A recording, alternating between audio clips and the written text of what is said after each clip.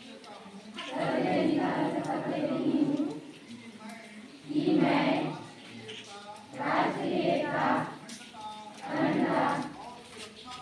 और सुरक्षा को बनाए रखने के लिए स्वयं को समर्पित करूँगा और